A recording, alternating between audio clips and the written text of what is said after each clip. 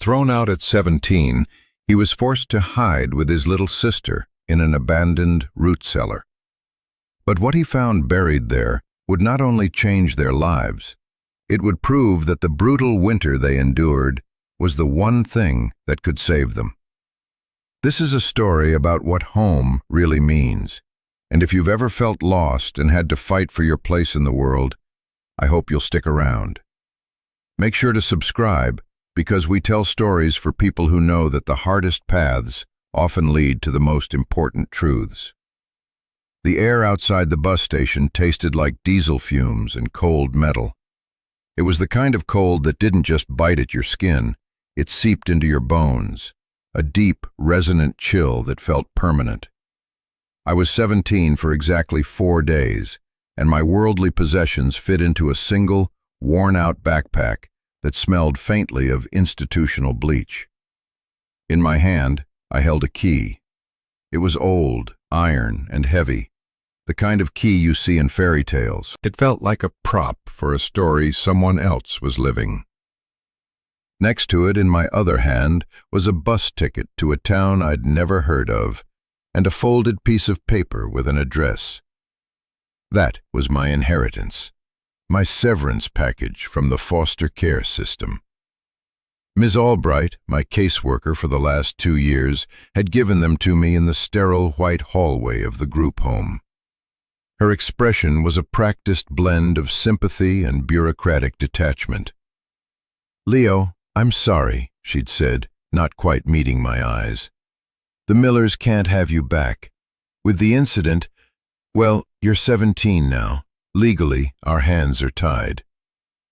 The incident, that's what they called it when Mr. Miller's temper and my jaw had a brief, unfortunate meeting. They didn't call it what it was. They never did. She pushed the key and the paper into my hand. "This is all she left you, your grandmother, a property in a place called Northwood. It's not much, Leo. The records say it was condemned years ago. It's probably just a plot of land by now." She paused, and for a second the mask slipped. I saw a flicker of genuine pity. "There's a bus that leaves in an hour. It's the best I can do." The best she could do was a one-way ticket to a ruin. I didn't say thank you. The words wouldn't come. I just nodded, slung my backpack over my shoulder, and walked away from the only life I'd known for a decade. I didn't look back. Looking back was a luxury I couldn't afford.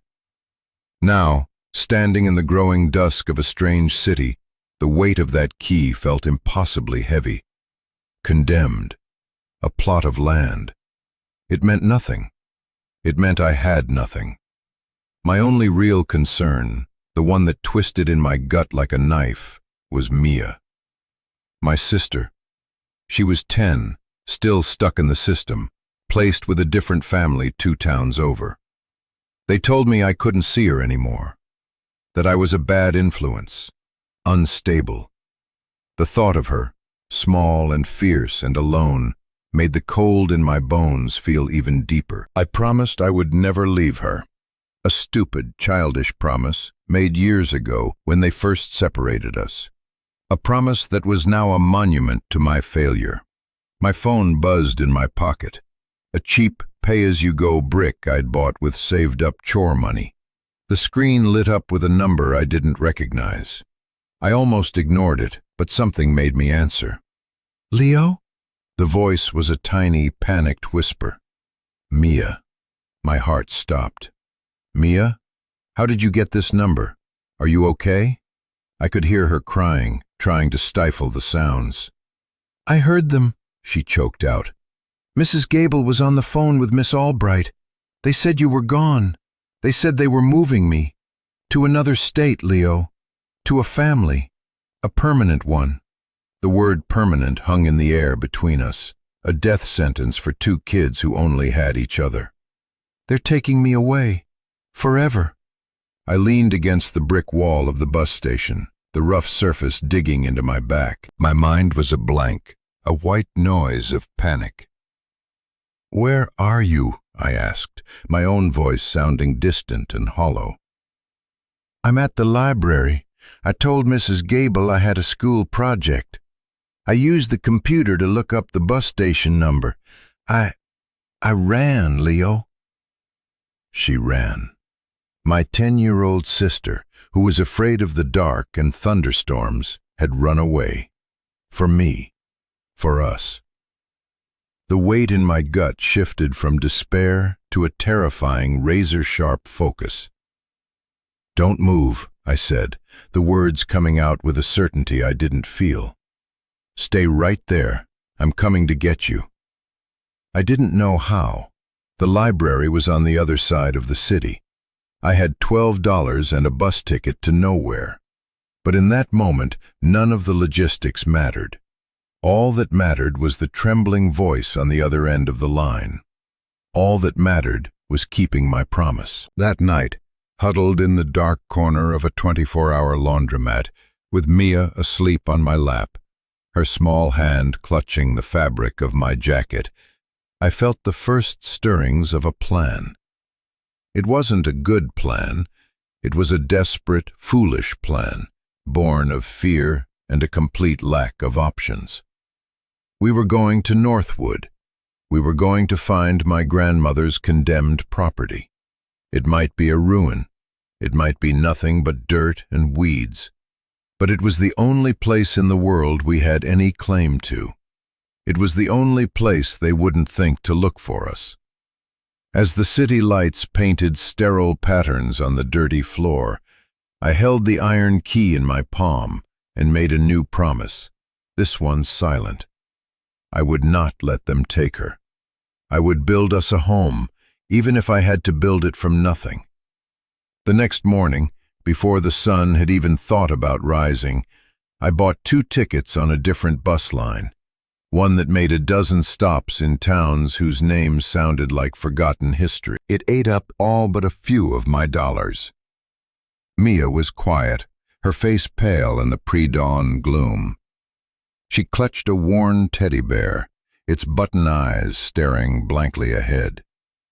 She didn't ask where we were going. She just trusted me. The weight of that trust was heavier than any backpack. As the bus pulled away from the station, leaving the city's skeletal skyline behind, I pulled a folded, official-looking envelope from my bag. It had arrived at the group home for me a week ago, forwarded from some central records office. I hadn't opened it. I was afraid to. It felt like another door slamming shut. Now, with the rumble of the bus beneath us, and the world we knew shrinking in the rearview mirror, it felt like the only thing left to do. My fingers trembled as I tore it open. It was a notice from the tax assessor's office of Callan County, the jurisdiction for Northwood. The letter was dense with legal jargon, but the message was brutally clear. The property listed under the name Eleanor Vance, my grandmother, was delinquent on property taxes. The total amount due, including penalties and interest, was $6,428. If the amount was not paid in full within 60 days, the county would seize the property and sell it at public auction. A preliminary bid had already been accepted from a corporation called Blackwood Development. The letter was dated 3 weeks ago. We didn't have 60 days. We had less than 30. I read the number again. $6,428. It might as well have been $1 million. I folded the letter carefully, tucking it back into the envelope as if hiding it could make it untrue. Mia looked up at me, her big, dark eyes full of questions. "What is it?" she whispered. I forced a smile that felt like cracking plaster. "It's just junk mail," I said. "Nothing to worry about." She nodded and laid her head against my arm, her small body relaxing into sleep. I stared out the window as the landscape flattened into gray-brown fields and skeletal trees. Nothing to worry about. The lie sat like a stone in my throat. We were fugitives, running toward a place that was already being sold out from under us, a place I couldn't save. We were ghosts haunting a property that wasn't even ours anymore. The cold from the window seeped into my sleeve, but it was nothing compared to the chill spreading through my chest. The bus ride felt like a journey through time, not just space. The cities and suburbs bled away into sprawling farmland, which then gave way to dense, tangled forests of pine and birch. The towns we passed through got smaller and smaller, their main streets lined with boarded-up storefronts and peeling paint. It was a landscape of forgetting. Mia slept for most of the ride, a deep, exhausted sleep that I envied. I stayed awake, watching the miles scroll by, my thoughts a frantic loop of fear and calculation. How do you hide 2 kids with no money? How do you survive in a condemned building? How do you fight a county and a corporation when you're not even legally an adult? The questions had no answers, just a dull, echoing dread. We got off the bus in Northwood late in the afternoon. The town was little more than a crossroads, a gas station with a single pump, a general store with a faded Coca-Cola sign, a post office, and a handful of houses. The air was sharp and clean, smelling of pine needles and damp earth. It was so quiet I could hear the rustle of leaves in the wind and the distant caw of a crow. A man in overalls was sweeping the porch of the general store. He watched us with undisguised curiosity as we stood there, 2 kids with a backpack, looking utterly out of place. I approached him, my heart pounding. "Excuse me, sir. We're looking for an address, 412 Ridge Road." He stopped sweeping and leaned on his broom, his eyes crinkling at the corners. "Vance property," he said, his voice a low rumble. "Haven't heard that name in a while. Old Eleanor's place." He pointed a thick finger down the main road. "You follow this road out about 3 miles, turns to dirt. Ridge Road is the first left after the old bridge. Can't miss it. But I gotta tell you, son, there ain't much left out there. House has been sitting empty for the better part of 15 years. I thanked him, and he just grunted, going back to his sweeping. 3 miles. It sounded like 100. We started walking, my backpack feeling heavier with every step. Mia's small legs struggled to keep up, but she didn't complain. She just held my hand, her grip tight. The paved road did, in fact, turn to dirt, a rutted track that wound its way deeper into the woods. The trees grew thicker here, their branches interlocking overhead, creating a canopy that blocked out the already fading light. It felt like we were walking into a tunnel. We crossed a rickety wooden bridge over a shallow, fast-moving creek, the planks groaning under our weight. Just beyond it, a rusted, barely legible signpost read, "Ridge Road." The road itself was even less of a road, more like 2 tire tracks overgrown with weeds. We followed it for what felt like another hour. The sun was setting, painting the sky in shades of bruised purple and orange. The temperature was dropping fast. Just when I was starting to think we were completely lost, I saw it. Through a break in the trees, a silhouette against the twilight sky. A house, or what was left of one. It stood on a small rise, surrounded by a sea of overgrown grass and thorny bushes. It was a 2-story farmhouse, but time and neglect had taken a heavy toll. The roof sagged in the middle like a broken spine. Several windows were boarded up. The ones that weren't were dark, vacant eyes. The paint had long since peeled away, leaving the wood a ghostly, weathered gray. A front porch listed to one side, its railing rotted through. It wasn't just condemned, it looked haunted. "Is that it?" Mia whispered, her voice trembling. "This is it," I said, trying to sound more confident than I felt. We pushed our way through the tall weeds, the dry stalks scratching at our legs. The front door was swollen shut in its frame. I put my shoulder to it and pushed.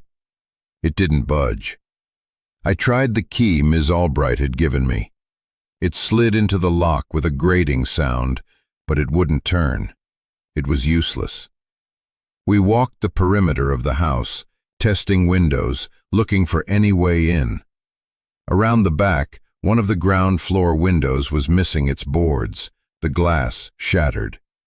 It was our only option. I cleared away the remaining shards of glass from the frame and hoisted myself up and through, dropping into the darkness inside.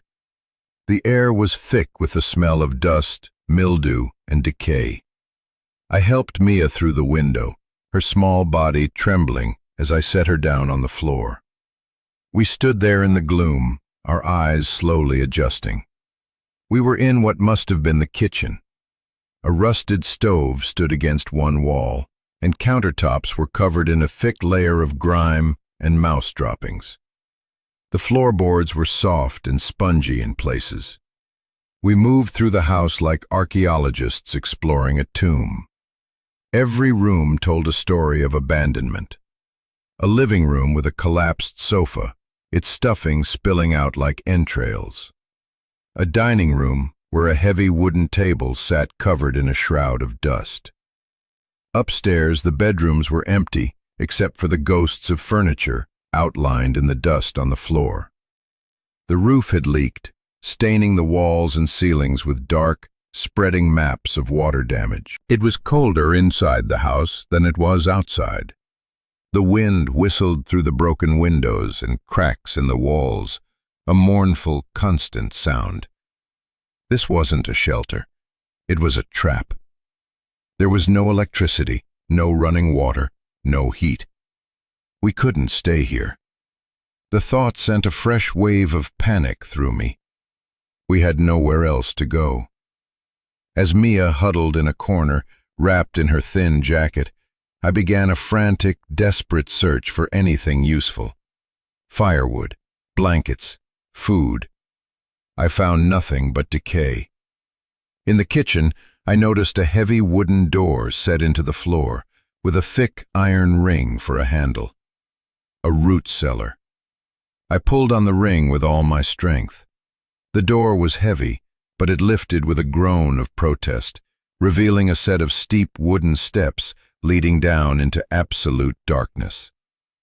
A wave of cool, earthy-smelling air washed over me. It was noticeably less cold than the air in the house. "Leo, what is that?" Mia asked, her voice small. "A cellar," I said. "Stay here." I used the dying light on my phone to guide my way down the steps. They were solid, thankfully. The cellar was small, maybe 10 feet by 10 feet, with stone walls and a hard-packed dirt floor. It was dry. The air was still and quiet, free from the mournful whistling of the wind upstairs. In one corner there were wooden shelves, empty except for a few shattered glass jars. In another corner, a pile of old burlap sacks. And against the far wall, half hidden in the shadows, was a small, dark object, a metal box. It was an old Army surplus ammo can, painted black, with a heavy latch on the front. It was locked with a small padlock. I picked it up. It was heavy. Something rattled inside. I carried it back up the stairs into the failing light of the kitchen. "What did you find?" Mia asked, her curiosity momentarily overriding her fear. "I don't know," I said, setting the box on the dusty floor. "But I think this is where we're going to stay." Down in the cellar we were hidden. We were out of the wind. It wasn't a home, but it was a hiding place. And for now, that was enough. That first night in the root cellar was the longest night of my life.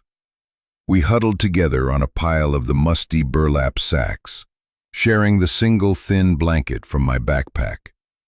The darkness was absolute, a physical presence that pressed in on all sides. The only sound was our own breathing and the frantic beating of my heart. I didn't sleep. I lay awake, listening to the wind howl around the house above us, a wild and lonely sound.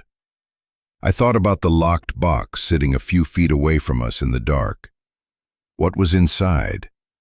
And I thought about the $6,000 we didn't have, and the 30 days we had left. Every gust of wind sounded like the authorities coming to take Mia away. Every creak of the old house sounded like failure.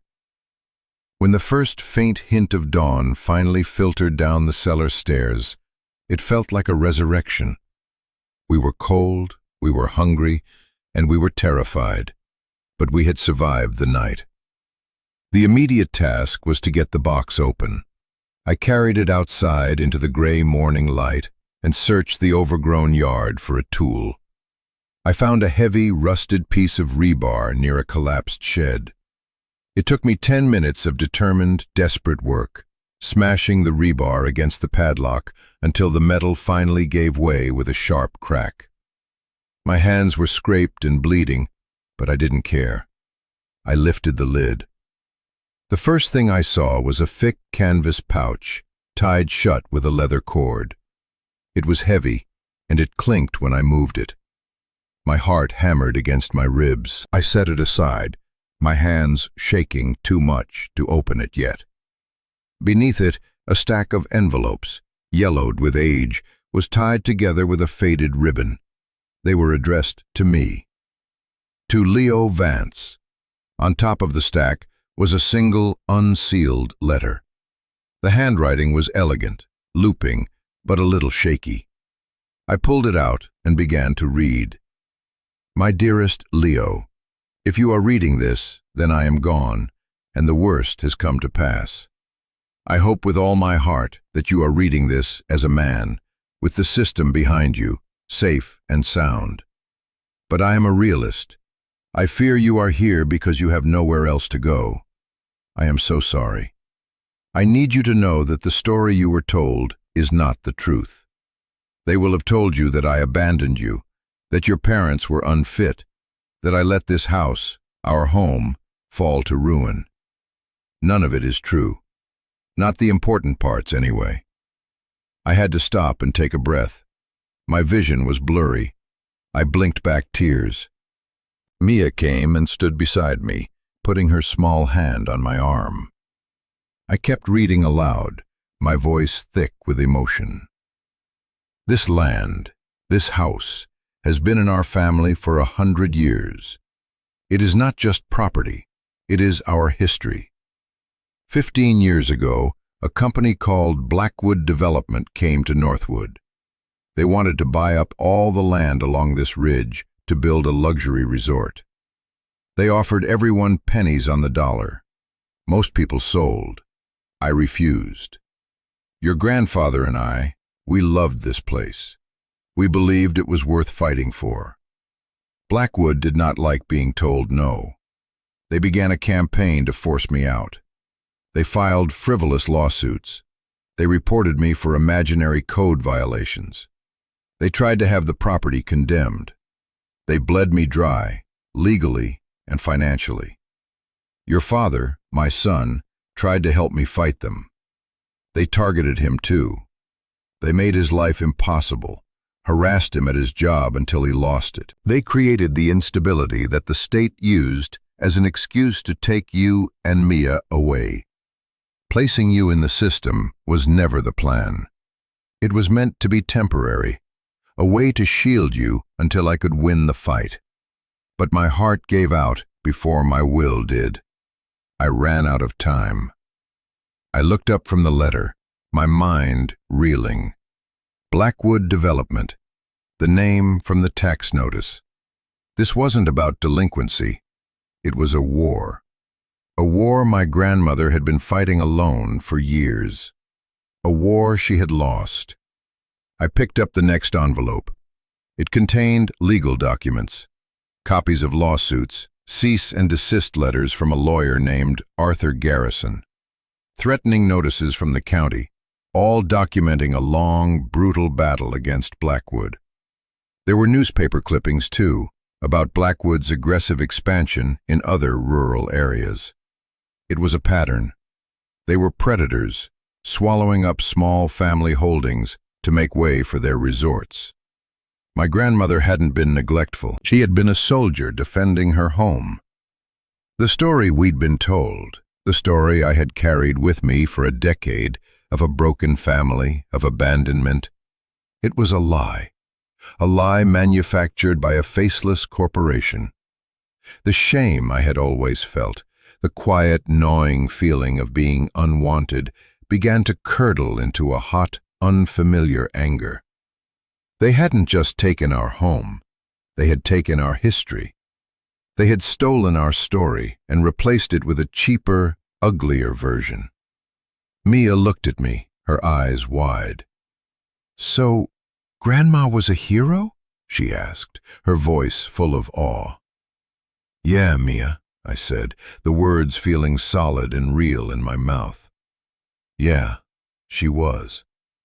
Then I picked up the heavy canvas pouch. My fingers fumbled with the knot on the leather cord. I finally got it undone and tipped the contents into my hand. It wasn't a pouch full of coins. It was cash. A thick stack of $100 bills wrapped in a rubber band. I counted it, my hands trembling.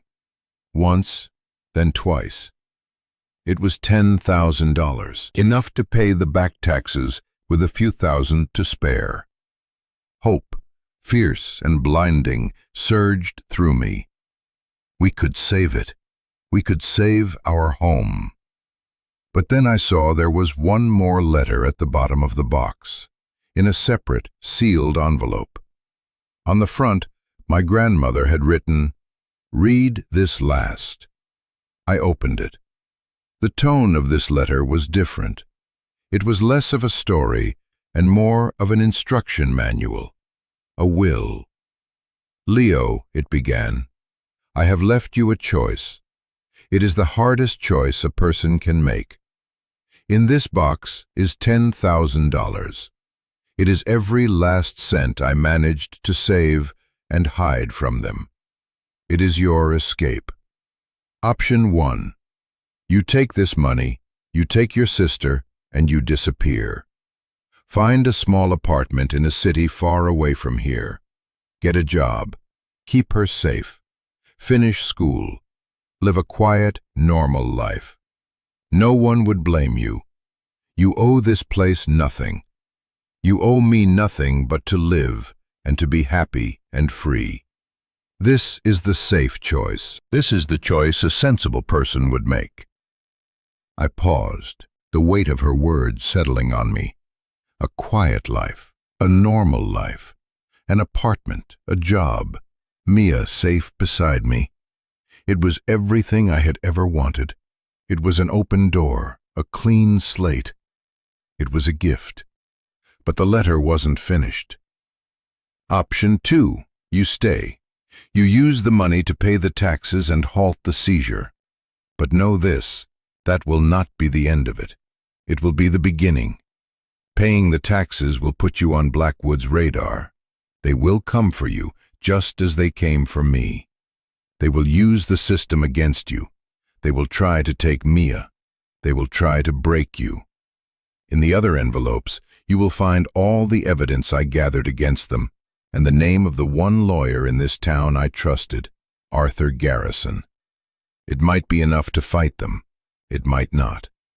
This choice means staying here, in this broken house, through a winter that will test you in ways you cannot imagine. It means a war you are not equipped to fight. It is the harder path. It is, I suspect, the impossible path. The letter ended with a final, heartbreaking paragraph. I cannot tell you which to choose. The grandmother in me screams for you to take the money and run, to save yourself. But the woman who fought for this land, the woman who was your grandfather's wife, knows that some things are worth fighting for, even if you lose. The choice is yours. Whatever you decide, know that I loved you. I have always loved you. Your Eleanor.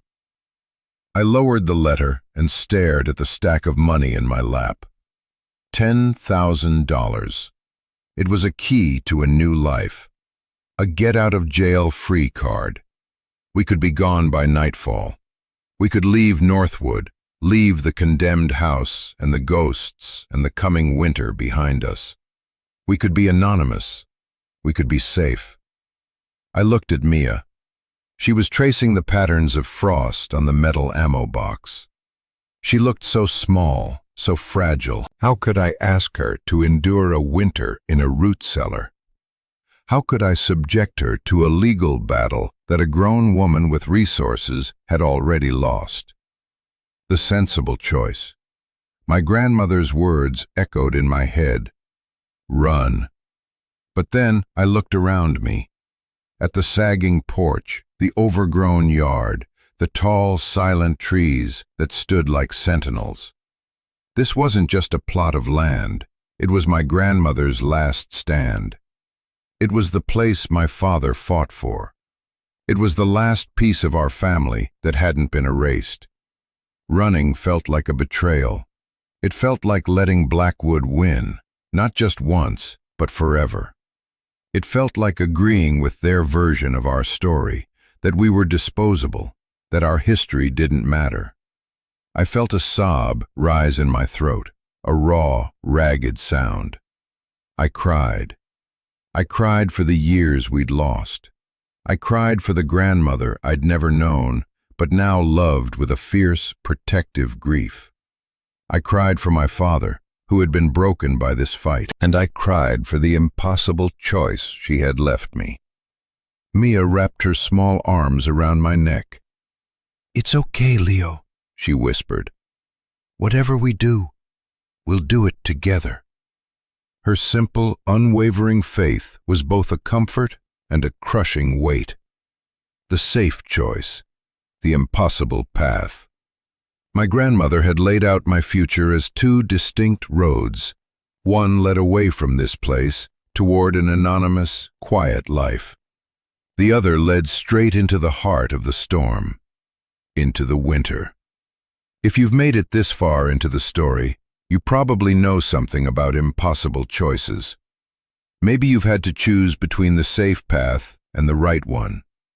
Maybe you've had to decide whether to run from a painful past or turn and face it, no matter the cost. It's a lonely place to be, standing at that kind of crossroads. And I want you to know, if you're there now, or if you've been there before, you're not alone. The comments on these stories are filled with people who get it. So if this is hitting you, I want you to do me a favor. Take a second and just type, "I'm still here," in the comments below. It's a reminder to yourself and to everyone else in this community that survival is a victory, and choosing to fight, in any capacity, is an act of incredible strength. Thank you for listening. Now, let's get back to the story. I spent the rest of that day in a daze, walking the property line, the letters in my pocket, the money a heavy, secret weight in my backpack. The $10,000 felt like a magic spell that could either make us vanish or make us visible. I stood on the ridge behind the house, looking out over the valley.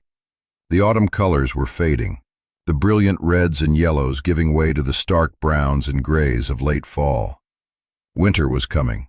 You could feel it in the air, a crisp, clean edge that promised snow and ice and long, dark nights. I thought about a warm apartment in some distant city, Mia enrolled in a new school, making friends, me working a steady job, maybe at a grocery store or a warehouse, coming home at night to a place with heat and light, a place without ghosts. It was a beautiful picture. It was a safe picture. Then I looked back at the house, our house. It was a wreck, a ruin, but it was ours. Its brokenness felt like my own. Its history was my history. Leaving it felt like leaving a part of myself behind, to be bulldozed and paved over. By evening, I still hadn't decided. We ate the last of the granola bars from my backpack for dinner, huddled in the cellar. The temperature was dropping sharply. We could see our breath in the beam of my phone's flashlight. Mia fell asleep quickly, exhausted.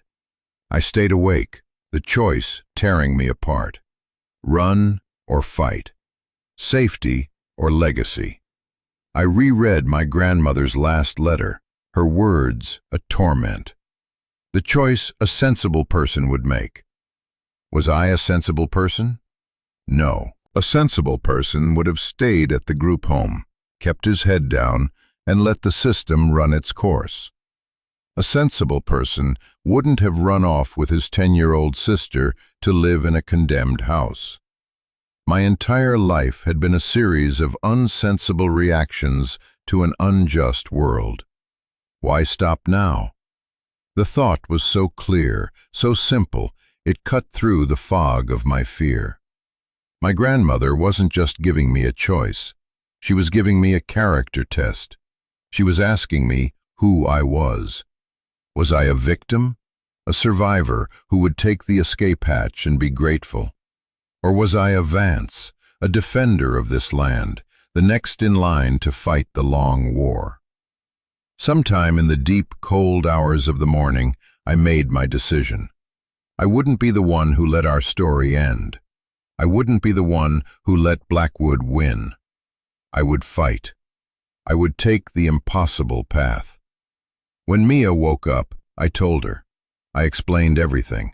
The money, the choice, the fight ahead. I told her it would be hard, that it would be cold, and that I didn't know if we could win. I gave her the out my grandmother had given me. If you want to go, Mia, we'll go. We'll take the money and we'll leave right now. It's your choice, too. She looked at me for a long moment, her expression serious, older than her 10 years. Then she looked around the small stone cellar, at the dirt floor and the rough walls. This is Grandma's house, she said, not as a question, but as a statement of fact. She was a hero. I want to stay. I want to be a hero, too. A tear slid down my cheek, hot in the cold air. I pulled her into a hug, my heart feeling like it might burst with a terrifying mix of pride and fear. Okay, I whispered into her hair. We stay. Our first move was to find the lawyer, Arthur Garrison. His name and address were on the old legal letters. His office was on the main street of Northwood. We walked the 3 miles back to town, the air cold and sharp in our lungs. This time, the walk felt different. It wasn't a retreat. It was an advance. Mr. Garrison's office was a small, dusty storefront squeezed between the general store and a defunct laundromat. The gold leaf lettering on the window was flaking off. Arthur Garrison, attorney at law. We stepped inside. The office was cluttered with towering stacks of books and papers. An elderly man with a shock of white hair and thick glasses looked up from a massive, overflowing desk. He looked tired, like he was personally holding back the tide of all the world's forgotten paperwork. "Can I help you?" he asked, his voice dry as old parchment. "Are you Mr. Garrison?" I asked. He nodded slowly. "I'm Leo Vance. This is my sister, Mia. Our grandmother was Eleanor Vance." The name hung in the air. A flicker of recognition and then sadness crossed his face. "Eleanor," he said softly. "I was sorry to hear she passed. She was a fighter." "She left us this," I said, and I placed the ammo box on his desk. I laid out the letters, the legal documents, the newspaper clippings. I told him the whole story. About the system, about running away with Mia, about finding the box, about the choice. He listened patiently, his eyes moving from my face to the documents, his expression unreadable. When I was finished, I pushed the stack of $100 bills across the desk. "This is $10,000. My grandmother said to use it to pay the taxes and to fight Blackwood." He stared at the money for a long time. Then he looked at me, his gaze sharp and penetrating. "You're 17, son. You're a runaway. You're harboring another runaway. The state could take your sister and charge you with kidnapping. And you want to pick a fight with a multi-million-dollar corporation that has this county's government in its pocket? A fight your grandmother, a grown woman, lost?" "Yes," I said. The word was quiet, but it didn't waver. He leaned back in his chair, which squeaked in protest. He looked at Mia, who was staring at him with wide, defiant eyes. He looked at the evidence spread across his desk. A slow smile spread across his tired face. It was the first genuine smile I'd seen in this town. "Eleanor always did have a flair for the dramatic," he said. "All right, son, I'll take your case." That afternoon was a whirlwind. Mr. Garrison worked with a speed that defied his age. He took $6,500 of the money and went to the county office himself to pay the back taxes in full, getting a stamped receipt that halted the seizure auction. He filed an emergency petition for temporary guardianship of Mia, citing the instability of the foster system and my position as her only living relative on family land. He used my grandmother's documentation to file an injunction against Blackwood Development, accusing them of predatory acquisition tactics and harassment. He told me it was a long shot, all of it, but it was a shot. He gave me $200 for supplies. "Go to the general store," he said. "Get food, blankets, a propane heater for that cellar. Get tools. You have a long winter ahead of you. The court will send a family services agent to inspect the property in a few weeks. You need to make that place look, if not habitable, then at least like you're trying to make it habitable." We walked out of his office into the late afternoon sun, the world feeling both more dangerous and more hopeful than ever before. We had an ally. We had a plan. We went to the general store. The man with the broom, whose name was George, looked surprised to see us again. We bought canned food, dried pasta, thick wool blankets, nails, a hammer, a saw, and a small propane heater with 2 canisters of fuel. We were preparing for a siege. As we left, George stopped me. "You're Eleanor's grandkids, ain't you?" he asked. I nodded. He looked us over, his expression softening. She was a good woman, stubborn as a mule, but good. This town, it didn't treat her right at the end. "If you need anything, you come see me. Don't be proud." I was too stunned to speak. I just nodded again. We walked back to the farm, our arms loaded with supplies. For the first time, it felt like we were walking home. The house was still a wreck. The wind was still cold. But something had shifted. The place was no longer just a ruin we were hiding in. It was a front line. It was our home, and we were going to defend it. The weeks that followed were the hardest of my life. Winter arrived not as a gentle dusting of snow, but as an assault. The temperature plummeted. The wind howled relentlessly. We lived in the root cellar. It was our sanctuary.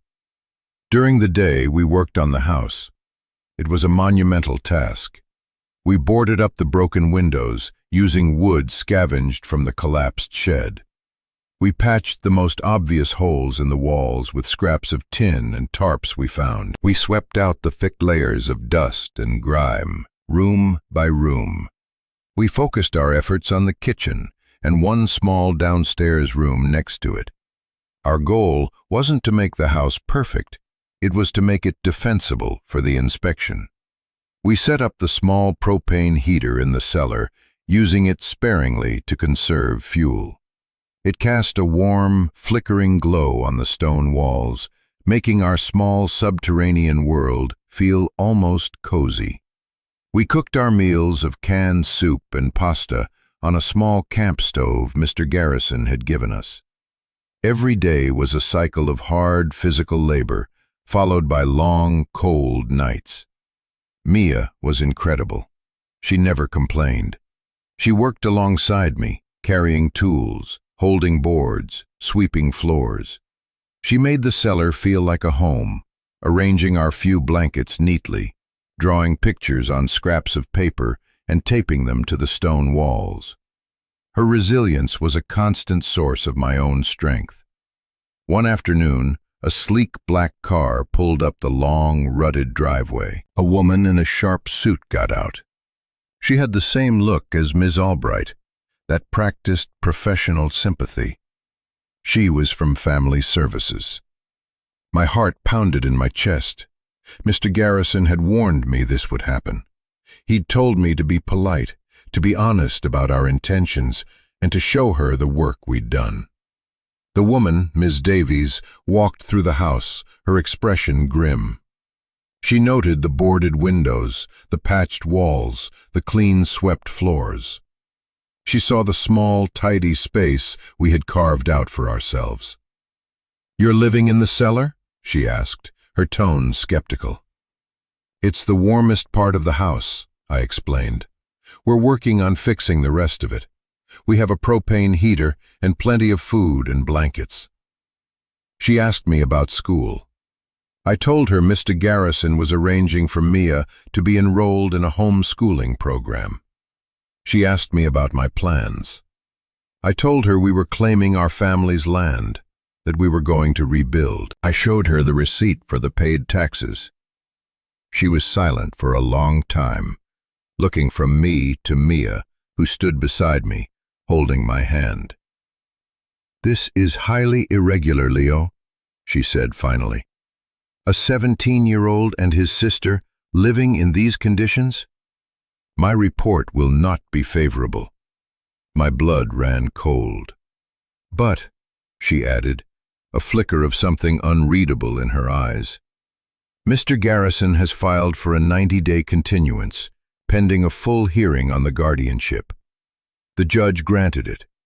For now, you can stay, but I will be back, and I expect to see significant progress." She left as quickly as she had come. The black car disappeared down the driveway, leaving us in the swirling snow. We had won. A temporary victory, but a victory nonetheless. We had 90 days. We had until the end of winter. That night, a blizzard hit. The snow came down in thick, blinding sheets, and the wind screamed like a banshee. We were safe in our cellar, the storm raging a world away above our heads. I lit the heater, and we sat close to it, listening to the muffled roar. "She was scary," Mia said. "Yeah," I said, "but we're still here." We had faced the first counterattack from the system, and we had held our ground. The winter was our trial, but the cellar was our fortress. My grandmother was right. This was the impossible path. But as I watched the flames of the heater dance, I felt a strange sense of peace. We were exactly where we were supposed to be. The 90 days Mr. Garrison had bought us were both an eternity and no time at all. Winter tightened its grip on Northwood. The snow piled up in massive drifts, burying the lane, isolating us completely. For weeks, we were cut off from the town, from the world. It was just me, Mia, and the ghosts in the old house. Our life fell into a rhythm dictated by survival.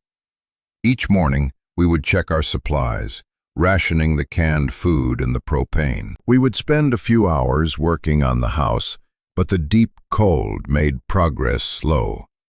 The wood was frozen solid, and my fingers would go numb within minutes. Most of our time was spent in the cellar.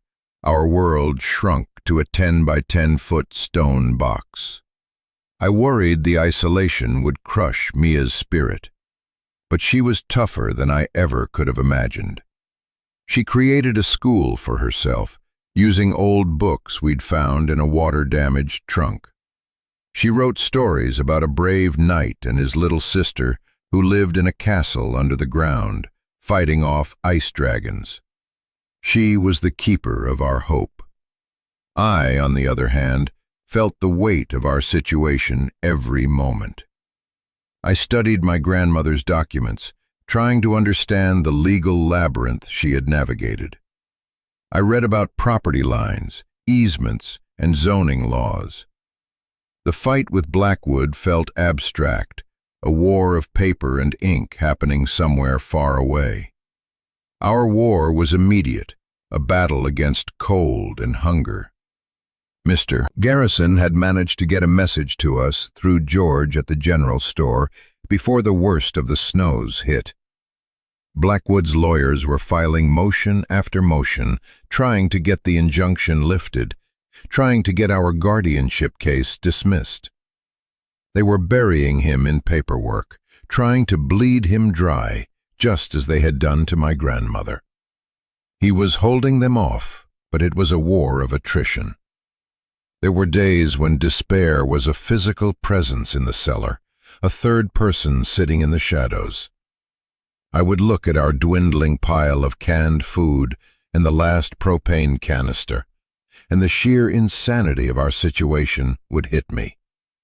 I had chosen this. I had brought my sister into this. The safe path, the $10,000 and a bus ticket to anywhere, haunted my dreams. One particularly cold night, the propane heater sputtered and died. We had run out of fuel. The temperature in the cellar began to drop immediately, the stone walls leaching the warmth from our bodies. We piled every blanket we had on top of us, but the cold was relentless, seeping into our bones. Mia started shivering, her teeth chattering uncontrollably. Panic, cold and sharp, seized me. This was it. This was how we failed. I had made the wrong choice, and my sister was going to pay the price. I held her close, trying to warm her with my own body heat, my mind racing. I could try to walk to town through the blizzard, but I'd likely freeze to death before I got a mile. We were trapped. Just as I was about to give in to the crushing hopelessness, I remembered something. The house. The house itself. The collapsed shed, the rotted porch railings, the fallen trees in the yard. It was all wood. I looked at the old stove in the kitchen upstairs. It was rusted and ancient, but it was solid iron. The chimney was probably blocked, but maybe, just maybe, I could clear it. I left Mia wrapped in the blankets and went upstairs into the main house. The cold was shocking, far worse than in the cellar. I used my phone's light to inspect the stove. A thick layer of soot and debris was blocking the flue. I spent the next hour in the freezing dark, using a long stick to dislodge the blockage, a shower of black, grimy snow falling into the firebox. Then I went outside. The blizzard was raging, the wind tearing at me, but I fought my way to the collapsed shed and began breaking apart the rotted planks, dragging them back to the house. It was brutal, exhausting work, but it was a purpose. I finally managed to get a small, sputtering fire going in the old stove. It was smoky at first, but then the draft caught, and the smoke began to pour up the chimney. The fire grew, a small, defiant orange heart in the frozen, dark house. The ancient iron of the stove began to radiate a tentative warmth. I brought Mia upstairs, and we huddled in front of it, wrapped in our blankets. The warmth was the most wonderful thing I had ever felt. It was more than just heat. It was life. It was a sign. The house, the very thing that was our burden, had also become our salvation. The winter was trying to kill us, but the land itself was giving us the tools to survive. We had found a way. The fire changed everything. It broke the tyranny of the cellar and gave us back the house. We moved our sleeping pallets upstairs into the small room beside the kitchen. We could keep the stove going day and night with wood from the property. The house was no longer just a cold shell. It had a warm, beating heart. We had survived the worst of the winter's fury. As the snows began to recede and the days grew longer, a thaw began, not just in the landscape, but in our lives. One morning, we heard the sound of an engine, a grinding, powerful noise. We looked out the window to see George from the general store on a tractor with a snowplow attachment, clearing our lane. He'd brought us a box of supplies, flour, salt, potatoes, and 2 new canisters of propane. He didn't say much, just grunted that he'd figured we'd be running low. He was followed a few days later by Mr. Garrison, his old car chugging up the newly cleared lane. He looked tired, but his eyes were bright. "Good news," he said, stamping the snow from his boots. "Blackwood's lawyers overplayed their hand. They filed a motion to have you declared an unfit guardian based on a falsified report about the property's condition. I was able to prove the report was fraudulent. The judge was not pleased. He's dismissed their motion and has scheduled our guardianship hearing for next month. He's also keeping the injunction against them in place pending a further investigation." He handed me a thick envelope. "And this came for you, from the State Scholarship Board." I opened it. It was a letter informing me that, based on my academic records from before I'd left the system, I had been awarded a grant for community college, contingent on me obtaining my GED. It was an echo from a life I thought was gone forever. The pieces were starting to come together. The world we were trying to build was no longer just a desperate dream. It was becoming real. The guardianship hearing was held in a small, wood-paneled courtroom in the county seat. Ms. Davies from Family Services was there. So was a lawyer from Blackwood, a slick, expensive-looking man who watched us with cold disdain. Mr. Garrison presented our case. He spoke of our family's history with the land. He presented the evidence of Blackwood's harassment. He showed the judge the receipt for the paid taxes, the plans for my GED, the homeschooling curriculum for Mia. He even had a letter of support from George at the general store. Ms. Davies gave her testimony. She spoke of the poor conditions, the cold, the isolation. It was damning. But then she paused and added something unexpected. "However," she said, looking at the judge, "in my 30 years of service, I have never seen a sibling bond as strong as the one between Leo and Mia Vance. I have never seen a young man fight so hard against such impossible odds for his family. The conditions are not ideal, but they are building a home, and a flawed home built with love is better than a perfect placement built with paperwork." The judge, a stern-faced woman with kind eyes, listened to everything. She looked at me and Mia for a long time. "The law gives me very little leeway here," she said, "but it does give me discretion. Leo Vance, I am granting you full legal guardianship of your sister, Mia Vance. This case is closed." I felt Mia squeeze my hand. I couldn't speak. The Blackwood lawyer stood up to object, but the judge cut him off. "And as for Blackwood Development," she continued, her voice like steel, "I have reviewed the evidence of harassment presented by Mr. Garrison. I am forwarding this case to the State Attorney General's office for a full investigation into your company's business practices. Now get out of my courtroom." We walked out into the spring sunshine, the world bright and new. We had won, not the whole war, but the most important battle. Mia was mine to care for. The house was ours to live in. We were a family, legally and officially. The fight with Blackwood would continue, but now we weren't just two kids hiding in a cellar. We had the law and the truth on our side. We returned to the farm that afternoon. The last of the snow was melting, revealing the green shoots of new grass. The trees were budding. The air smelled of damp earth and new beginnings. The house still sagged.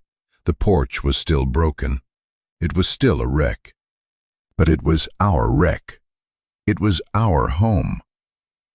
I stood on the ridge, looking out over the valley, just as I had done months before.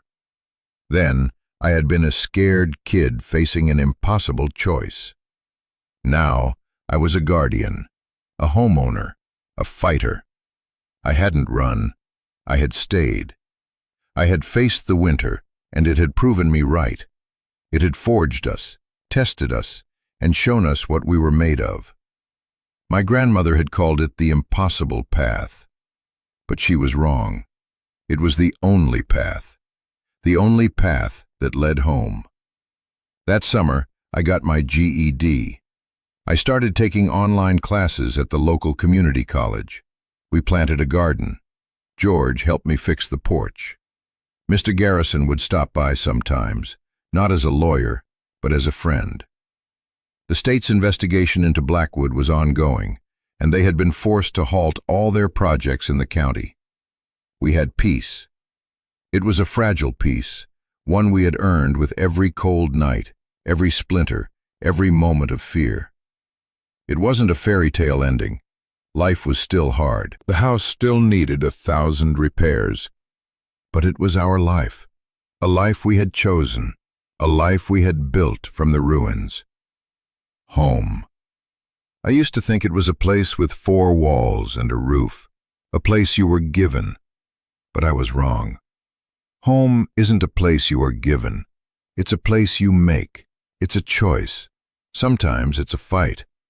It's the decision to stay when it would be easier to run. It's the commitment to protect the people and the history that matter to you. For me and Mia, home became a dilapidated farmhouse and a stone-walled cellar. It was the smell of wood smoke in the winter and the taste of vegetables from our own garden in the summer. It was the quiet strength in my sister's eyes and the memory of a grandmother's love, a love strong enough to reach across time and give us a choice. She gave us the tools to save ourselves, but more than that, she gave us the chance to become people who were worth saving. The world is full of systems that try to define us, to put us in boxes, to tell us who we are. But our real story is written in the choices we make when we are tested. It's written in the moments we decide to fight for something more than just our own survival. It's about choosing the harder right over the easier wrong. That's the inheritance my grandmother truly left me. Not the land, not the money, but the lesson. And it's a lesson I will carry with me for the rest of my life. Thank you for letting me share my story with you. If there's one thing I've learned, it's that we all have a story worth telling, and that sharing them is how we build our own communities, our own homes. If you've ever had to fight for your home, for your family, or for your own sense of self, I want to hear about it. Share your story in the comments below. Let's fill this space with a testament to our own resilience. Your story matters. And if you believe in the power of stories like this one, please consider subscribing to the channel. We're a community of people who aren't afraid of the impossible paths. We're a community of people who know what it means to build a home from the ground up. Thank you for being a part of it.